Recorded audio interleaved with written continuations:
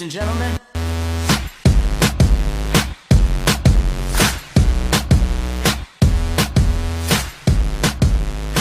Hello, everyone, and welcome to Constructive Criticism. I'm your host, just like every week, and I am joined by my co-host, Casey. What's up, man? Hey, how's it going? What's new? What's cracking? I don't know. Did that Amber Alert return any results? None. All right, so Michael's gone. Yeah. I'm going to miss him. What do we do with the medal? I mean, probably use it for the vigil, and then give it to his family, right? All right. Well, thank you, everybody, for listening this week. Don't forget to check out our sponsor at Oasis Games. You can check them out at oasisgameslc.com. You can get 15% off of your first order by using the code CCMTG at checkout. And you can get 4% off every order by using the code Would That Be Good. So, also, don't forget to check out our new sponsor at 5 Color Combo. You can go to our website on constructivecriticism.com, and there will be a button for you to press right at the top, right next to Oasis Games, where you can go buy their tokens and check out some more awesome content that they host on their website. And also download their application that I will be using every week on limited time only to do our Crack-A-Pack stuff, because that's the app that I used to draft from. It's a sweet app. I use it all the time. I use it probably every other day. So very cool. And they do have sweet tokens. I was just looking at them. Yeah, they are sweet. I'm not too familiar with their offerings, but I have used their app before, and I was a fan of it. Yeah. So check it out. It's on Android and Apple. So the app, I believe, is just called Drafting Magic. It's actually called Magic Drafter. So check it out. Don't forget that you can support the podcast directly by going to patreon.com/ccmtg and become a patron of the show. We always appreciate everything that we get, and it's starting at $1. Anything that you can do per month is really appreciated. So yeah, and maybe if you guys pay enough money, Michael will come back. Maybe. He's very demanding, though. Yeah. Very. I'm a little scared. I actually don't know what jokes are appropriate because I don't know if he's alive. Right. And that's scary. It's tough. I would be very, he's, statistically speaking, he's probably fine. Right? Probably. But if he's not, we can't make jokes. He's put us in a precarious situation. Yeah. Really backed us into a corner here, Michael. Not only did you not show up, but also we can't make fun of you for not showing up because you might be dead. Because if he's dead, then we just look bad. Then we're big old jerks. Yeah. Which is sad and bad. Right. And that's just... We are dedicated. And if you combine those two words, you either get bad or sad. Right. Yeah, there's no two ways to slice it. Right. But it is dedicated, right? The show must go on. Yeah. One of our hosts is MIA, possibly KIA. And we have no idea. KIA? Killed in action? Killed in action, yeah. Wow. This is so morbid. And Where's Michael, the light in the mood? Where's Michael, the light in the mood? All right, so every week on this podcast, we talk about something that's going to improve you at Magic. And we also like to talk about what we've done to improve at Magic. Hashtag Always Improving is our segment where we talk about what we've done week in and week out to get better and what you can do week in and week out to get better. Because honestly, we believe that if you're not getting better, you're getting worse. And we believe that wholeheartedly, and we always want to be improving with you guys. So this week, how did you improve at Magic, Casey? Well, other than playing Geist of St. Traft in Vintage, which doesn't sound like improving, by the way. I mean, I crushed both people that I played. Okay. I mean, it was mostly just trying to have fun with Magic. We, don't have any PPTQs this week other than an ENA one that I was never going to play in, and then don't have any next week either. So trying to keep Magic fresh and fun without really a tournament coming up, because that's something that I've kind of slacked in the past, where if there wasn't anything coming up, I wouldn't really play any Magic. So I've just been focused, but still trying to keep it fun, not really dwelling on trying to test specific matchups or anything. Sure. And try to, just improve in other ways. Yeah, I had a similar week. I brewed a ton. I brewed 3 different ramp decks. I played Modern, I played Standard, I played Legacy, I played Vintage, I played EMA Draft, I played SOI Draft. I played a ton of Magic this week. A lot of Magic. It felt really good. It was really fun. And honestly, it felt good to not have a tournament to go to and, kind of sit back, relax, and Ulamog people and Sarkhan people, because I've been playing some Sarkhan. Oh. Is Sarkhan still in Standard? Yeah. Oh, the 3-color one. Yeah. Sure. Yeah. Okay. The good one. Yeah, the one from Dragons, exactly. Yeah, the good one. The one that's great. Yeah, I acknowledge that it exists. That's as far as you're going to go with me. Yeah, so I have been playing that into Autarkas, and that's fun. I mean, like, based on a very liberal definition of fun, I could see how that would be true. No, I did like a kind of like a huge long conversation with somebody with their ramp deck. They were playing blue-green ramp, and we had long conversations. It was really fun. I got to talk with him about like my feelings on the deck, how I would build the deck, and different things like that. And you know, it was a good time, and it felt like something that we could probably incorporate into the Patreon and for our patrons and stuff like that. But it was like a deck, like you send me a deck list, I'll send you my feedback kind of thing. It was really fun. Very cool. But I also got to play blue-green ramp with Kiora, and that deck was sweet. I had a lot of fun. Yeah, I tried to play that Kiora in the last paper tournament we played in, but I never actually... I only cast it one time, and Austin Void shattered it like a jerk, so I never actually got to play with it. Yeah, what a butthead. That Austin. Yeah. How do moments like this improve us at Magic? How do we both have this week that's kind of laid back and feel like we did improve at Magic from it? Because Magic is a game, and it is something that we do for fun. Something that, you know, neither of us have made any sort of real lifetime profit in Magic other than enjoyment out of it. Yeah. So if it starts to feel too much like a grind, it's something you don't want to do anymore. So being able to take this time and instead of treating it as a vacation from Magic, like treating it as a vacation in Magic. Yeah, I think that's kind of like when you think about this podcast, for example, and I feel like I do a lot to not make it feel like a job. I feel like I'm like very about not making you feel like I'm giving you a job to do. Sure. And I think that when we have to play Magic for the podcast, it does start to feel like a job playing Magic. Yeah, or just like this PPTQ system, like sometimes you just have to play a lot of Magic. Yeah. If you want to maximize your chances of going to Pro Tours and things, right. You just play a lot of Magic. So it can start to feel like a grind, and not in a good way. So being able to, instead of taking 3 weeks off from playing any Magic and just getting rusty and terrible, we're just, you know, going in a different way, having some fun while still playing Magic, and not letting it feel like our job. Yeah, there's just a lot of things that go into the kind of like the, what is the word I'm looking, the lifestyle? Is that what I'm trying to say? Right. I mean, that's a good way to put it. I mean, we're not the chaps from the East Coast with the yellow and blue shirts that are always crushing these SCGs where it is their job. We have real jobs we have to do between these podcasts and between these tournaments. And so, you know, just not feeling like we have a second job playing Magic is really nice. Right. That's something that you and I have both been guilty of before. That's true. Well, let's give out a Magic card. I want to talk about a card very specifically. I want to talk about, this is not the right deck list. I meant to pull up this. I want to talk about the way that Infect works. We talk about the deck a lot, and I want to give out some cards for Infect. I'm actually going to give out Might of Old Corrosa. We're going to make that the card of the week. To be eligible for card of the week, you just have to be a $3 or more patron of the show, and it makes you eligible, and we can ship you some sweet magical cards every time we get the chance. This week, they're going to go to patron of the show, Austin B. So, Austin, shoot me a message, and I'll ship you some cards. So I want to talk about the way that this deck is set up. By the way, if you guys want to look at a sweet list, if you look at the second place deck from Andrew Jessup, it's almost, last time we talked about Modern, I said I like every card in the 75, and this is the same 75. Well, the same 60. I don't know if he has the same sideboard, but he does have the same main board as that deck that I said I loved the list for Infect so much. I'm a big fan. The only thing that some tech that I saw this weekend, Thing in the Ice in the sideboard for the creature matchups, because you cast a lot of spells in this deck. Sure. And I think that's sweet, and I would want to try it. But I think that, this deck is really well tuned. Every card has a role. There's nothing that's in there just for its own sake.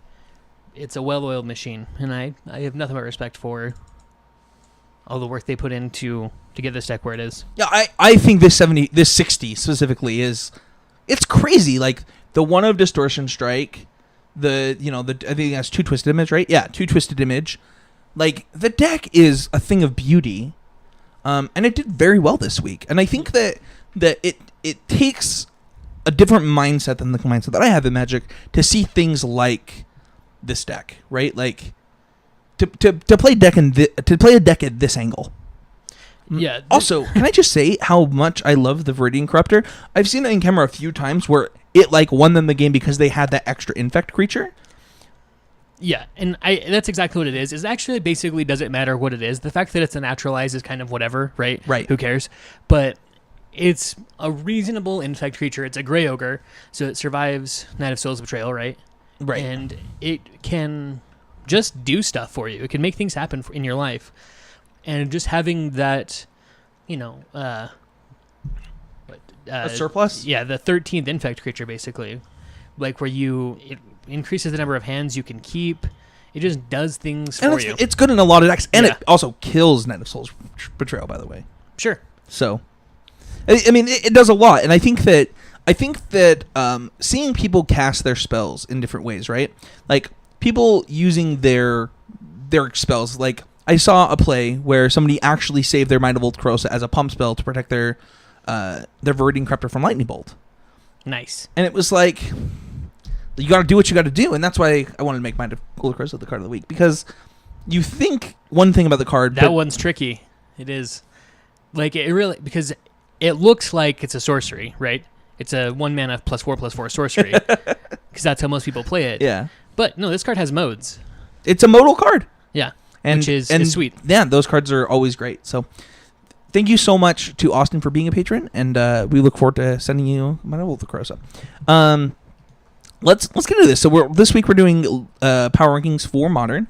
We're going to be going over the decks. The way the decks get points is based upon their finish. So they get 6 points for first, 5 for second, 4 for top 4, 3 for top 8, 2 for top 16, and 1 for a top 32 when applicable. And we just did the open this week, right? Right. Yeah. So coming in with 4 points. So I assume that it was just a top 4, right? And I think it was 2 top 16s. Oh, okay. Is Kiki Cord. Deck is a deck of cards. Yep. Of all the decks in Modern, this is one of them. No, I don't know. This deck is almost definitely better than I give it credit for, because it's always around, right? It's always somewhere in the power rankings, somebody's top 32s with it every single time we look at Modern. That's true. It's not always, in the top 5, but it's always around. I think that when the format is more loving of the cards in this deck, like, I do think that this deck plays a different grind game than Abzan Company. We got some feedback that I talk a lot of trash on this deck, and I do. I actually think this deck is worse in a lot of facets than the other deck. But I do think that there are days and weeks where you would probably rather be playing the Resto Eternal Witness deck than the non-Resto deck, right? Yeah, and I mean, this deck does have lines, and there's things that you can make happen for yourself with this deck that you just don't really have access to in a deck like Abzan Company. The top end of the deck, like, your cards on average are a little bit better. No, that's true. That's true. I do think that Abzan Company can play a long game just like this deck can. It can. I just mean they're different. Like, when you're in a top deck war, I think that you're probably better off playing this deck because the individual cards are a little bit better. I think that's true. I think this deck is probably a little bit better against Jund. Right. I mean, Restoration Angel is a heck of a Magic card against Jund. Yeah, Grixis Delver comes in with 6 points. That's all of its points. Yep, just from Kevin Jones taking it to the house. Throwing it down. Yeah. This deck is fine. I don't have any problems with this deck that I can think of. I don't know. What are your thoughts on Grixis Delver? I think it's always interesting the way these decks are built and constructed, and the way that they all look so different. I've heard people saying that playing Thought Scour is crazy, which seems crazy because I don't know how else you're casting any of your spells. Right. For me, I get stuck in a vicious cycle with this deck where I think Thought Scour is like a pretty bad Magic card, but you can never cast Garmog Angler and Tassiger if you're not playing Thought Scours, if you can't cast them early. And then you're just stuck in this vicious loop where if I'm not playing these cards, what's the point of playing Grixis? And if I am playing these cards, I have to play Thought Scour, which is a terrible Magic card. So that's why I could never get behind this deck. But I think that the way that he This deck played has some fun ofs. it does. I think the way that he played this deck was really interesting, and it's very different from how I've ever played this deck. In terms of What do you mean? post board, it was basically just a control deck. I'm pretty sure he was boarding his Delvers out in a lot of matchups, and just playing Grixis control post board. Into Ancestral Vision's control? Right. Okay. Which is something that I can get behind, because Delver is just like, when you're doing it with Delver, you're really doing it, but when you're not, it's pretty bad. Sure. So I could see like being able to have access to that. It's very similar to the way that Vintage Delver is played by a lot of people, which is cool. I mean, ultimately, it lets you pull pretty far ahead in the control mirrors, the blue mirrors, because you top deck so many fewer lands than your opponent, and your spells are just a little bit more efficient. You're not playing the big haymakers that really, at the end of the day, don't matter that much, like Celestial Colonnade isn't, it still gets terminated just like anything else. I like Grixis a lot in this format. I'm not a fan of Delver in the deck. Honestly, would the deck be that much worse if they were just Young Pyromancers? Probably. I mean, 1 mana is so much less than 2. Just being able to play it and be done with it and try to ride it out and just Delver your opponents. It's much harder to Pyro your opponent than Delver your opponent. Sure. I think. Especially if they're going to start taking it to you right away. You really can't afford to take turn 2 off, and then you're on a turn 100 before you can play a threat, which is not really how this hyper-efficient answers and threats deck likes to play. Sure. Okay. Any additional thoughts on this one? No, I think it's fine. I'm very surprised whenever this deck does well, but I think that it's fine. I'm not surprised when it does well. I just think that like it feels like kind of a worse version of Jund. I think it's very similar in its matchups and lines up a little bit worse most of the time to me. Yeah, I usually would agree with that. I think that the Delver version isn't like that, though, right? Like, well, right, and I think that maybe this deck, he has found an interesting middle ground where it's sort of both. In game ones, he can be Delver, but in their matchups, he doesn't have to be. Where like Delver or Jund doesn't have that gear that I see. Grixis Delver does. I gotcha. So I think that this deck is interesting, where he's playing almost a transformational deck. I do think that Grixis Delver players at large have become Grixis Delver players, and I actually think that they're good with the deck. Like Corey Turan, for example, he loves this deck in Modern, and I think he's very good with it. And he also, and like, that's a not nothing, right? To be good with a deck, and that's one of the benefits of Modern, right? Is that if you are good with a deck and it's that deck's weak, you're gonna have a good week. Very true. So you're well said. Not Grixis Control. Jeskai Control comes in next with 7 points.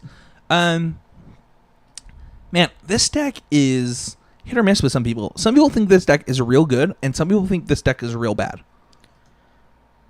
Yeah, I mean, I've been playing this deck forever, just mostly as a labor of love. I've never thought that it was like a great deck. This Nahiri thing is interesting. I think that it does give the deck a different gear. I like that because you're playing Nahiri, you don't hate your life as much for playing Ancestral Vision. I think that Ancestral Vision is just great, and like you're definitely starting with that. I think that Nahiri gives the deck a different angle of attack, where you don't need to. Well, for the most part, I think that Emrakul, Ancestral Vision, and Nahiri are the 3 best friends that anyone could have. And because like Emrakul, so Emrakul, when you discard Emrakul with Nahiri, it shovels back into your deck, and you're continuing to plus to get to that Emrakul anyway. If you draw extra Ancestral Visions late in the game that you need to turn into something else, you can discard them to Nahiri, right? And Ancestral Visions by itself is super powerful, but top decking them sucks, so Nahiri helps with that. And I don't know, I think that they're a great trio. I love it. I think that every time I've ever played this version of this deck, that Nahiri would have been better as a Ajani Vengeant approximately 95% of the time. I think that this is kind of cute. I don't know. I think that it kills more things than I thought it would a lot of the time. Yeah, it does kill things. It feels like kill a creature, gain 2 life a lot, which I don't know is... Which isn't quite as good as kill a creature, gain 3. Right. And I think that their ultimates are comparable, and I think that Ajani's Plus is better. I do think that you get more out of Ancestral Visions with Nahiri than you would, so I think that might be the tipping point for me. But I can see what you're saying. I think that they're very... I mean, 4 Nahiri is also a lot of Nahiri, right? Right. Like, I would never have played 4 Ashani Vengeance. Yeah. So it's interesting. This deck also plays some more fun ofs, right? Like, look at it. 1 Timely Reinforcements, 1 Anger of the Gods, 1 Vendilion Click, 1 Emrakul. Like, yeah. I also saw this player get crazy punished for having less than 15 total mana sources in his deck by choosing to play the 9th fetch land over the 15th actual land. So, something to keep in mind. Oh, yeah, there was a podcast that talked about that, and I was also thinking to myself, there's no way you could ever catch me not playing 15 sources with a 15 drop in my deck. Right. It's foolhardy, right? Yeah, I think Jim Davis is playing the exact same... Oh, no, he's not. What in the world is Sacred Mage? That has to be a typo. It's a time-shifted enchantment. Yeah, so that's a card that doesn't do anything, and he's only playing 22 lands, so that's got to be like another Arid Mesa, right? Sure. There's no way he's actually playing Sacred Mesa? Okay. I think it's time-shifted. Well, it's not my concern, because the card doesn't do anything. It is time-shifted. Okay, so it costs 3 mana at the beginning of your upkeep. Sacrifice it unless you sacrifice a Pegasus. And also, you can pay 2 mana to put a 1/1 white Pegasus token with flying into play. # cube. Yeah, yeah, there's no way he's playing this card. I'm not buying it. And if he did, I hope that it got Viridian Corrupted all the time. Yeah, Jim Davis, I saw playing this deck very well.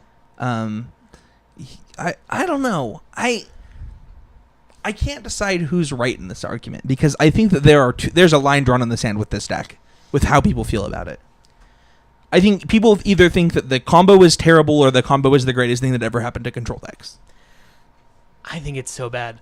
I understand the point of view that it's good because when you're doing it, you're really doing it. But I feel like I've mulliganed so much more since trying to play this nonsense. There's in no my way deck. that the math doesn't say that, right? I mean, adding 5 terrible cards to your deck, does it make you mulligan more? But you just said that it's comparable with the Johnny Vengeance. That card's not terrible. But you'd only ever play 2 of them, right? So in a Johnny Vengeance, that's true. The double a Johnny Vengeance hand was never good. That's true. Where you're way more likely to have the double Nahiri, or any hand with an Emrakul in it is an automatic mulligan, whether you actually take the mulligan or you just have the Emrakul. That's true. I don't know. I'm a fan. I probably haven't played it as much as you, but I'm not sure. I think that it fits. I think that this is Quentin's dream. Yeah, Matt's crazy about it too. That seems like something Matt would love too. I just can't get behind it. All right. Well, we apparently we have thoughts on this deck in the form. I think that the deck Jessica Control is a staple of Modern. I think that the color combination itself will be in Modern forever. I think that it draws really good players to it, and they just are trying to figure out how to build this deck right now. Yeah, I mean, I agree. Jeskai Control has always been around, despite never really being the best deck, right? Or even nobody ever really thought that, but certain players just want to play it. Yeah, it casts the perfect net in a lot of people's eyes as far as what threats and answers that it's capable of having. And Sean McLaren was able to win a Pro Tour and a GP. Yeah, in back-to-back weeks or back-to-back months. I don't know. It was the next Modern GP, if I'm not mistaken. It was not weeks, but the Modern GP after the Modern. Yeah. I'm a fan of the archetype in general. I don't know how I feel about the combo, but I love the fact that people play this deck. I think that it's good for the format. And I love Lightning Bolt, and Snapcaster Mage. Who doesn't love those plays cards? 200 Lightning Bolts. Yeah. Infect comes in with 9 points. This deck is just a staple of Modern at this point. I think that it is the new combo deck. This is the one you gotta beat. It does bring Jund higher up. As Infect has become the combo deck, Jund has risen. Yeah. I don't know that there's ever been a combo deck in Modern that Jund wasn't a pretty big favorite against, though. So, just because... I mean, that's not true, right? Jund can't beat Scapeshift, but that's a control deck. Jund can't beat Ad Nauseam. Jund can't beat... Is that true? I've been told by Ad Nauseam players that they feel like Jund is rough for them, but I can tell you from the Jund side that it feels... It feels bad. You want to get you want to get into a top deck war with somebody that you can win with Jund, and I don't think you win the top deck war against Ad Nauseam. Well, kind of. I mean, you have like their most common because like they usually need help to survive long enough, and like Tarmogoyf does a long way to put pressure on. Yeah, those so, are like, the games that you win. The games that you win are your discard into Tarmogoyf games. Right, and then you have Abrupt Decays for the what's it called, the enchantment. Yeah. So they have to have exactly. Yeah. Angel's So hopefully Grace. they don't have the Angel's Grace. But but you also have to have exactly Abrupt Decay, right? Or Maelstrom Pulse. Well, not really, because they can just Lotus Bloom, play it, Sure, kill but you, like right? when they actually have all of that going on, like that's usually pretty late in the game, and your Tarmogoyf and Scavenging Ooze has killed them by then, right? Hopefully. So that's what I'm saying. Like, if you can put pressure on to actually force them to have turn 5 combo or whatever, like they don't have it very often. No, I don't think that it's I don't think that Jund has an unwinnable matchup in Modern, other than even Tron is not unwinnable, right? Yeah, it's just I beat Tron bad. twice at a Modern GP. It's just a bad matchup for you. But I think that Tron and Ad Nauseam are bad matchups for you. Sure. Tron is definitely a bad matchup. Ad Nauseam, I don't know. I am not like. But we're not talking about this. We're talking about Infect. And Infect is great. Infect is it honestly like Become Immense. I think was the best thing that happened to Modern in a long time. Yeah, I mean, it gave this deck a real like. You can top deck one card and get there instead of needing a chain of cards. It made players have to like it put players on notice, and that's good. That's a good thing to have in a format, right? You know, people. You'll sometimes see comments about Legacy and Vintage that like, oh, I saw somebody win on turn 0 once. That format's unplayable, and you're like, yeah, so you've never watched a game of Vintage. Like, that's not how this format works at all. Right, because everybody's playing Force of Wills and like. Yeah, it's the same thing in Legacy. It's like, oh, it's a turn 1 format. It's like, no. Right, like you have it's to. It's a turn 12 format. You have to be able to interact by turn 2 in Legacy and turn 1 in Vintage. It's like a chump check, right? Like you're put on notice when somebody plays a Line Diamond. You're like, oh well, we got things to think about now. Either I done goofed or this is fine. Yeah, it was an interesting Twitter conversation this week that I was part of that was talking about the banning of Blood Moon in Modern, and my stance is you're whiners. Like they're like, oh no, they shouldn't be able to play a card on turn 3 and win the game. And I'm like, well, they wouldn't have that capability if you played a stable mana base. Right. And it is interesting with Blood Moon because I think that it's not necessarily good for the health of the format, but it is here, right? And it's not oppressive. I think it is good for the health of the format. I completely disagree with you. Really? When you look at Legacy, the beauty of Legacy is that it's auto-correcting, right?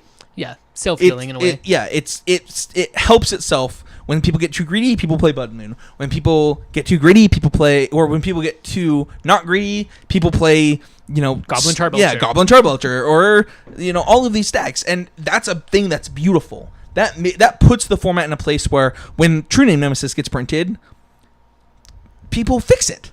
They fix it on their own. And if you take away the tools to fix formats on your own, you are left with a bad format.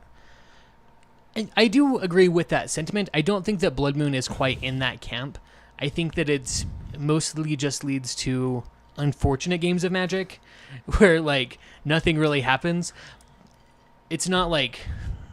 I think that it's fine. It's not oppressive, but I think that if Blood Moon were gone, I wouldn't shed a tear for it. I would. And that's coming from somebody who plays decks. Also because I win a lot of games with Scapeshift because people play Blood Moon against me, and that feels great. It's like, well, thanks for discarding a card for 3 mana there, buddy. But other than that, like, I think that in a format where people like in Legacy where people know what they're doing, I think that cards like that are good. Sure. When like Legacy, and I think Infect does that same thing, right? Infect is that put you on notice deck. I mean, we can't have Storm in Modern because they won't give us things to combat it, right? Right. Or it's basically Mindbreak traps and nothing. Yeah. So like they can't give like I don't know. Would Legacy be better with Force of Will, or would Modern be better with Force of Will? I don't know. But we can't have Storm, and we need something. And before they kept us honest with things like, Splinter Twin. Right. Splinter Twin was the police because it was the turn 4 combo that was able to play an interactive game against other combo decks to keep the other combo decks from really running wild. It watched the yard, and it was yeah, it was the Night's Watch, right? Like, it was a they're small up north. We don't against- really care about them in the long run, but they do keep the White Walkers from coming in and killing all of us, and that's an important job to have. Somebody has to do it. Yeah, exactly. And so I think that Infect fills this role of like, no, you don't get to do that. No, you don't play ad nauseum. That's not part of it. That's not part of the game. But I think that Infect fills that role, and I think it does it in a great way. I think that Modern also is at a point where it has things that are really good against the deck, right?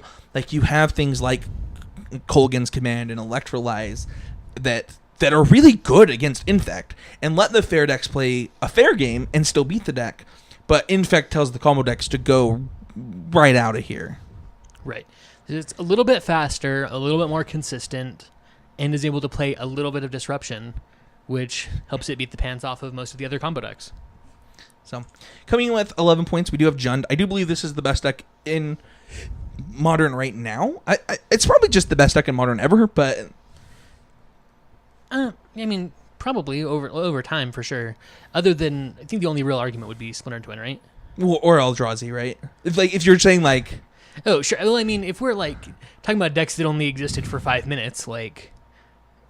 I don't know. Even in the format where the format was most degenerate, though, the Pro Tour was won by Splinter Twin, so who knows? That's true. Splinter Twin does have a good argument. Yeah, this deck is good. It actually did a lot of its work in the top 32s. This deck can't be banned out of the format, though, which is something, right? Like, they'd have to literally ban Tarmogoyf, Thoughtseize, Lightning Bolt, right, to keep this deck down. Yeah, I mean, probably any one of those is enough at this point, right? Maybe. I mean, like... If they banned Lightning Bolt, I don't think that the format would survive. Yeah, I don't... It would just be weird. It would be... Infect would get real good. I don't think they could ban Lightning Bolt. Without Tarmogoyf, I think that this deck is probably not very good. Yeah, if they ban Lightning Bolt, people play a lot of junk. Right. If they ban Tarmogoyf, people play a lot of Tassiger. But that's a lot of Tassiger. Yeah, I think that Jund is... I think that Jund is a thing of beauty in Modern. I think that it's kind of like the thing that exists in Legacy with Shardless, right? Like, it's just a good deck, right? Yeah, every card in the deck is very reasonable. They build equity over time. Tarmogoyf is the card that puts you on notice, has enough disruption to keep everything else in line. Scavenging Ooze, helps against the graveyard combo decks. Liliana helps against control decks. Manlands help against control decks. You have enough removal to, not get the snot beaten out of you. Like, the deck is just very well-rounded. It can line up pretty well in every matchup. And it's something that you have to be able to beat in order to be successful in Modern. So what would you play right now and why, Casey? Depends on, my mood that day or what kind of tournament I was playing in, because I'm always very indecisive in Modern. I would probably lean towards Jeskai Control because obviously I love it. I don't know if I could actually bring myself to play Nahiri, but I would be willing to test it out. If I had a Modern GP coming up or the Modern PPTQ season coming up, I would definitely want to test it a lot more before I really nailed down that decision. I think that I would either play Jund or Scapeshift still. I think and this has changed my decision. This is the first week since Eldrazi's gone that Scapeshift is not in our top 5. So that's interesting. I don't think I saw it at all when I was... Yeah, I didn't see it at all on camera either, so... Everybody knows something that we don't. I don't know. But I do love both of those decks quite a bit. I think that you probably couldn't get me to play Jeskai right now, but I don't know. Maybe you could. I don't know. Well, let's move on to our training rounds. Every week on the podcast, we're going to talk about something that gets you better at Magic or life in general. And this week, we want to talk about the pros and cons of getting comfortable. So, getting comfortable, in the sense that we're talking about, is that moment in Magic where you're sitting down and you're spell slinging and you're cozy. You got your water. You got your can full of magical cards, and you're feeling good. It's like this kind of like being in the zone a little bit, but like not actually in the zone, but like the zone of friendliness, contentness that you're playing Magic. And Casey, how often do you think you feel comfortable in a match of Magic? As infrequently as possible. I feel like when I start to feel that way, I start to lose. So I usually try not to get that settled into a match of Magic. But, sometimes it does happen, especially when I'm playing against somebody that I've known for a long time. A lot of the players around here I play against all the time, I'm pretty friendly with, or, actually pretty good friends with. And it can happen, but, I try to avoid it as much as I can. Sure. So, what are the benefits that you might have to feeling comfortable? One of them is that you're more relaxed. That could be a good thing. Yeah, for some people it is. I basically... I can only play Magic when I'm super focused. So when I'm that relaxed, I have a hard time. What do you think the benefits are to feeling comfortable? Like if you had to say what others might have them or what I might have them or anyone, what are the benefits that you could see in that situation? Well, some people stress themselves out, right? So like the tensity of the moment affects them in a much more negative way, where being relaxed actually helps them think clearly. Yeah, I think that for me, I like feeling ready for battle. Like, yeah. I'm fine, like, being friendly with... I'm friendly with all of my opponents, right? But I definitely am not, like... After a match of Magic, I always feel like a weight is lifted off my shoulders, right? And I think that that's a good thing for me. I think that the pros to it are, like, when you're comfortable and you're cozy, you do... you have less stressors in your life at that point, like, stressors in that moment, and that can definitely be a good thing. So... is there a line that we should draw in the sand on how comfortable we should allow ourselves to be in a match of Magic if we want to win that match? I think it really just depends on your personality. That's my thought. I think it depends on you, right?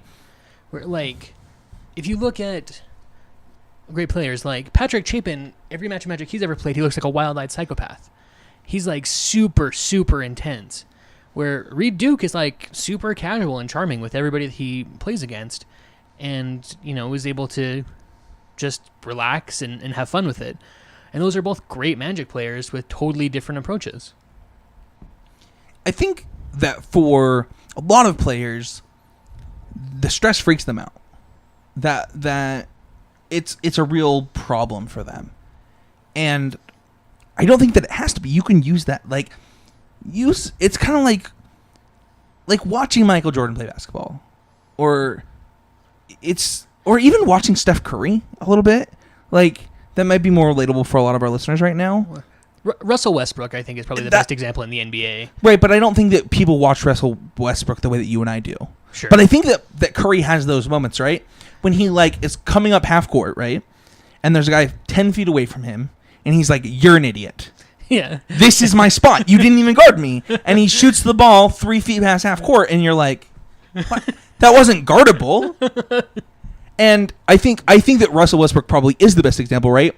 Where he sees something that we don't see, and he also loves the fact that he loves the fact that Katie's better than him.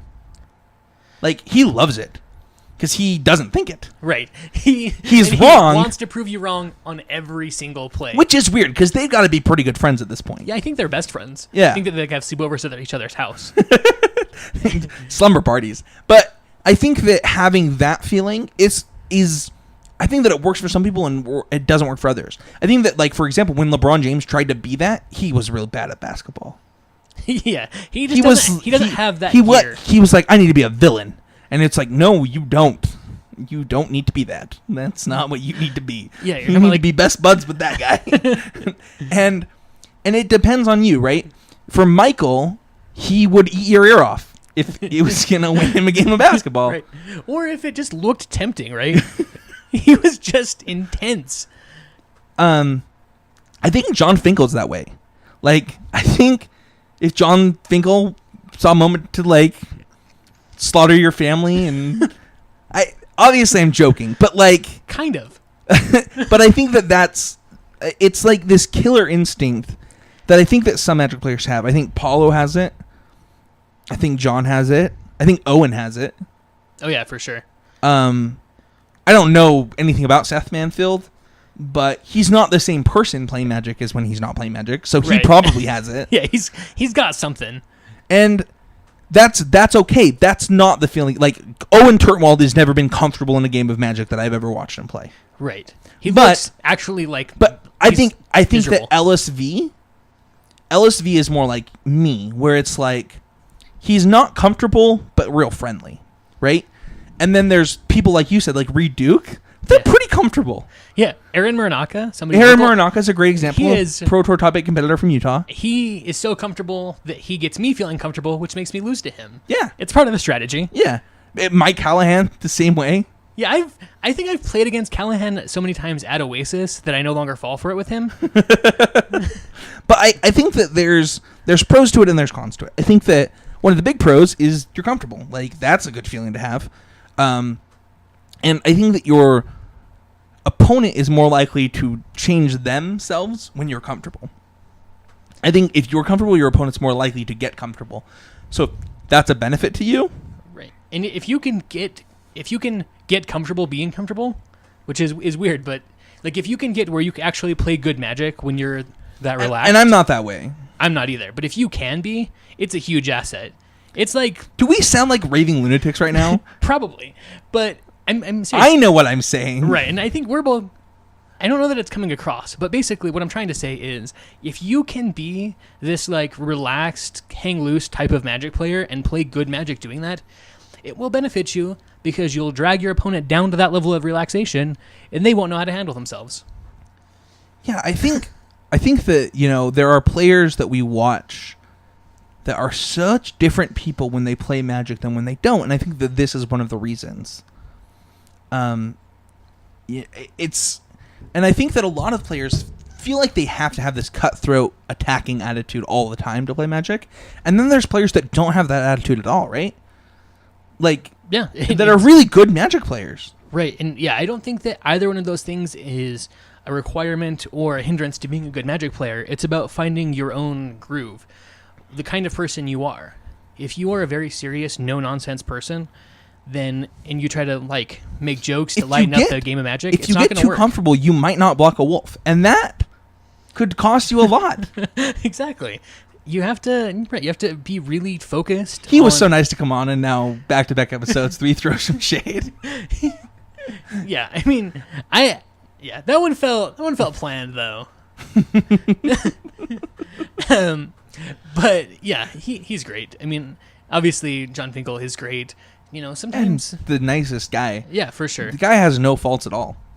Right. And Oh, wait, that is right? well, one glaring fault, All right. and then the wolves thing. Okay. I almost got you there. Yeah, I sometimes forget that he is Fell to the that he's dark a side. villain. Yeah. I think that for a lot of people, something that's important to note is like, are you better at Magic in those moments? Are you, Casey? Like, let's say you're not Casey. Like, let's talk about. I think that Manny probably falls under that category that he does play better Magic when he's comfortable. Yeah, I think so. I think that he can turn himself into a ball of nerves, and when he's stressed out, it really reflects in how he plays. Where if he's just laughing and joking, like, he's much better at Magic. Yeah, and I think that is that knowing that about yourself is going to help you improve, right? Because it lets you know the steps that you need to take to get to make that next adjustment, right? And that's a good thing to know about yourself. That's a bit of self-evaluation that you might not know that you need to make. Like, for me, sometimes I would get too stressed and I would go to the bathroom and just like put water into my hair and like talk to myself in the mirror and put myself up. Like, legitimately, like literally go into the bathroom at the tournament site and talk to myself. And different strokes for different folks. That works for me. It makes me better when I do that. Yeah, and you have to find you have to get into your own rhythm. Well, whether it's the way that you shuffle your cards, if you try to do it differently, things like that, it can throw off your whole game of Magic, and like you don't ever feel right, you never feel even remotely comfortable. I think and it affects your play. I think that LeBron and Michael might be, and Magic too. I think that Magic was super comfortable playing basketball, right? Yeah, I mean, he was always kind of the life of the party, right? Like, Yeah, on he the basketball would be court. crushing you, but you'd be smiling with him, right? Right. He'd help you up. We give you a good game, where, like... And LeBron's that way, too. But, like, Kobe, Michael... They will push you down. They would be like, don't get up. I didn't tell you could get up. And that is a different feeling, right? I think that this actually falls into football, like offensive and defensive players. They have very different mindsets, right? Oh, yeah. Like, you have to, like, actually be kind of a vicious person to play defensive line, right? Like... Yeah. And offensive line, right? You have to want to be... Yeah, you have to have a mean streak. You have to want to be pushed, like... Yeah. Your job is literally to knock some dude over... Right. 500 times. Yeah, in a row. Yeah. And that's a weird job to have. And I think that there are people that, like... You hear people all the time. He looks comfortable in the pocket, right? I don't know that Tom Brady has ever once looked comfortable in the pocket, ever. Or anywhere else. Yeah, guy just is very uncomfortable. Peyton Manning, however, despite my hatred and your hatred of the guy, he's pretty comfortable slinging that football. And when he's not, he plays real bad. Yeah. Oh, yeah. Very rattleable. It's actually the opposite of his brother, right? Because I don't think Eli has ever looked comfortable in doing anything in his life either. Right. Least of all playing football. And I think that Magic players can have that same feeling. And I think knowing his forehead to chin ratio. The helmet doesn't fit him right. I think that Magic players need to find that balance for themselves. They need to, there are pros and cons for it, but it's not about what's the pros and cons for what Casey has, or the pros and cons for me, the pros and cons for Michael, the pros and cons for John Finkel, or for Paulo, or for Owen, or for your friend that goes to FM with you. You can have a different play style, a different way that makes you comfortable to play your best. I don't think that LeBron is a worse basketball player because he doesn't have that killer instinct. I think he's a different basketball player. I think that what made Michael a great winner was that, right? Yeah, because he just wanted to win at everything. Right. I feel like Michael Jordan is the kind of person that would race you to the elevator, and you wouldn't know you were racing. That's probably true. I think that Kai Bude has that also. You think so? I think so. Okay. But there are... All the stories I hear about John Finkel make me think of Michael a lot of the time. Getting a glass of scotch and challenging Owen to battles in the house. Yeah. I'm going to beat you drunk. You can't stop me. And I think that is a thing of beauty. I think that those stories that Chapin tells on Top Level, on Top Level podcast about John, literally getting drunk and then challenging Owen Turntwall to matches of Magic in the house to say, Owen, you're still youngin', you can't beat me. I think that is the level of comfort that John wants, right? But does that make him better? I mean, he is better at Magic than LSV, but is that what makes him better at Magic? Probably. Or if LSV had that, would LSV be better at Magic? Because probably not, right? No, I think the fact that LSV is kind of a goofball is what allows him to... And he does dial it back when he plays. If you watch him... Oh, yeah, he doesn't have nearly the same flourish. But after he finishes the match, then it's a switch flipped. Yeah, but Reed, for example, is very cordial, very polite. And I don't think that Reed would be better at Magic if he wasn't like that. Right. Yeah, Reed Duke will even do the silly things that we do in playtesting. If you're at one life and going to lose, you sack a fetch land, just so you go out on your own terms. Reed Duke is the only pro Magic player I've ever seen do that, and he does it all the time just because he's out there trying to have fun. I think that at the end of the day, your job after you listen to this podcast is kind of to figure out: am I playing badly because I'm too stressed? Am I not comfortable enough? Am I playing badly because I'm just way too close with these people and we're not if my goal is to win, do I need to be hey, when we're in a match of Magic, we're in a match of Magic. Right. And you have to really think about who you are just as a person too, and as a player. You'll see different things from different people in terms of how they dress for the tournament, how they eat for the tournament, how they prepare. There are certain people who want to look good, so they feel good, so they play good, so they'll dress up a little bit for Magic tournaments. There are some people who wear tank tops and flip-flops. And that's me, bro. I'm flip-flops. Actually, that's not true. Actually, when I go to a PTQ, I actually specifically wear my running shoes. If I'm going to a big event, I will wear running shoes because your feet hurt at a GP if you're wearing flip-flops all day. So for me, like, I want to be comfortable, but not to hurt.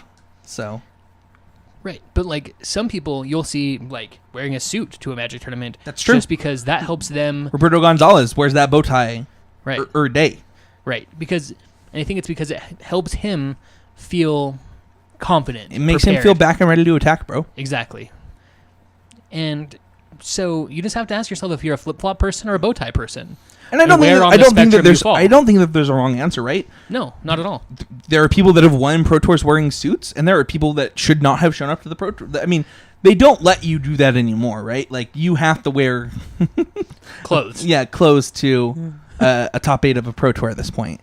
But there are people that are that are way more comfortable in different settings and way less comfortable in different settings, and it's your job to figure out where you're at on that spectrum and to play your best Magic.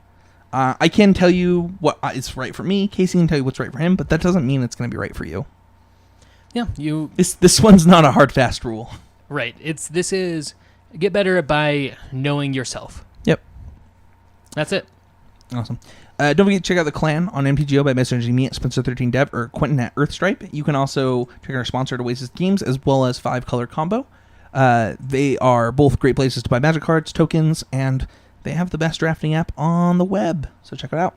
Don't forget to check out our Patreon at patreon.com/ccmtg. You can get, tons of sweet benefits. Card of the week. If you're a $10 or more patron, you get all the prizes from any show that we do. And we really appreciate it. It means a lot to us. So thank you so much. And you get an extra podcast every month. Yeah. And that's lots of perks. It's a classic win-win scenario. Yeah. We win, you win, Dev loses. Or wins. Yeah, it's relative. All right. Hashtag. Oh, where can people find you? Facebook at KC2 Bloodworth or on Twitter at CC Bloodthirst. All right. You're going to have to read all these. There's only one. Oh, is there? Yeah. What does it say? Oh, I don't have it in front of me. I just know there's only one. I can't remember the guy's name. Is it okay to have ramen 2 days in a row? It's not great. I would discourage it. Wait, what? I'll find it. Is it? All right, it's from Tom. Tom Donkin. He follows me, so he must be a Magic player. He says, is it okay to have ramen 2 nights in a row? Hashtag would that be good? Hashtag healthy eats. Hashtag life choices. Hashtag fitness journey. Isn't that just mono carbs? I think it's mono salt and carbs, yeah. It's a lot of salt. Like, it's fine as far as carbs go, unless you're, like, specifically carb cutting, in which case it's straight carbs. It's a lot of salt. So if you're going to make ramen a staple of your diet, I would try to avoid salt in other places because, it'll kill you. All right. There you go. Ramen's delicious. It is. So I think I like cup of noodles better, but that's because I'm lazy. Sure. And I think that you and I are both like at a point where we're old enough that like ramen isn't like a need. Like when you're very young and starting out in life, like you eat ramen because it's affordable. Where now we eat ramen out of laziness. Yeah, I mean I used to like cup of noodles a lot. Sure. It was super cheap, but I'd rather just throw some chicken or pork chop on the grill. Right, because like that's a luxury that we can like. That's it's true. It's just different. It depends on where you are in your life. If you're a college student, I like ramen. I like ramen too, but I like. And I don't know if there's a problem having it 2 nights in a row if that's what you want to do with your life. No, but it's a lot. It's the 3 days in a row. If you have other options, is too many. Aren't there people who like start companies like that just eat ramen all the time to like? Yeah, we're college students. Like you can live on it. Sure. But if your goal is to be hashtag healthy eats, no. Then ramen noodles probably shouldn't be a part of your diet. But it's fine to have them on occasion, I would say. Yeah, everything's fine in moderation. So, Great. And now we're talking health. So, I'm not qualified to talk about that as I got some moobs going on. But yeah, me neither. We need to get Quentin on for this. Quentin will be on in a few weeks. Thank you everybody for listening, and we will see you all next week.